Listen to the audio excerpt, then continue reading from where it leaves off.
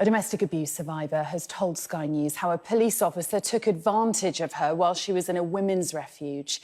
Shannon Mulhall was taken to the refuge in a distressed and vulnerable state, but one of the officers sent to protect her went on to strip her naked and make sexual advances. Disgraced Humberside PC Simon Miller now faces years in prison after admitting an improper use of policing powers. Our home editor, Jason Farrell, has this report, and just a warning, his story does contain details some may find distressing. A victim of serious violence in a state of distress called the police from a church ground in Scunthorpe. Vulnerable and seeking sanctuary, Sharon Mulhall couldn't have known that the officer who would later take her to a women's refuge, PC Simon Miller, was about to grossly abuse his position of trust. So he's gone into the bathroom on the left and I've gone straight into the bedroom to grab a big rucksack to start putting belongings in. I've then left to go into the kitchen area to grab some more belongings, and when I've gone back into the bedroom, he was completely naked. This was a police officer on duty, meant to protect me, and now he's naked in my refuge. I mean, it is astonishing and shocking. And then he proceeded to have sex with you? Yes. Shannon said she was frightened and vulnerable, and he took advantage of her.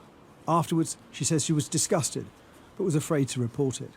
You've got to basically go to the people who have just breached your trust, right? You've got to go to the police. I was petrified. I didn't even ring them. I emailed them. That's Right. how scared I was. I emailed the police to say, I have something to report, but I'm too scared and I don't know if you believe me.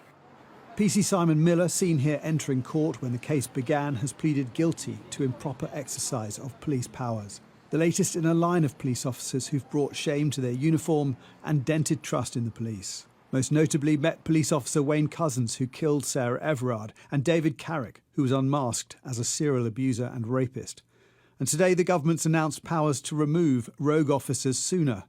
Those found guilty of gross misconduct will be sacked automatically. All officers who fail re-vetting will be sacked, and senior officers will now chair misconduct hearings. The measures we're announcing this morning will make sure that there is nowhere to hide for police officers who do not deserve to wear the uniform or carry the badge. As for Miller, he is no longer a police officer and could be sentenced to time in prison.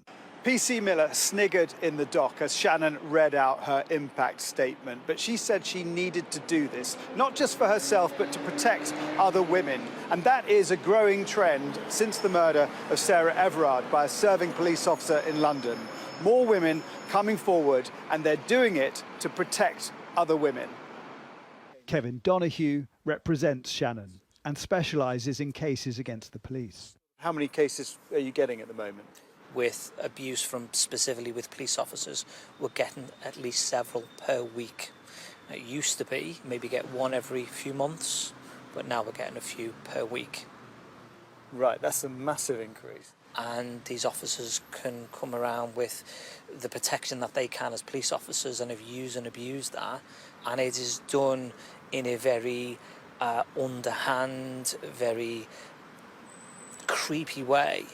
And for me, that is planned, it's premeditated, it's sadistic. Humberside Police recently announced it had dismissed 7 police officers for inappropriate sexist and racist messages. Misogyny and predatory behaviour has been identified as a problem within a number of forces. But it's people like Shannon who are helping root out those who shouldn't be in uniform. Jason Farrell, Sky News.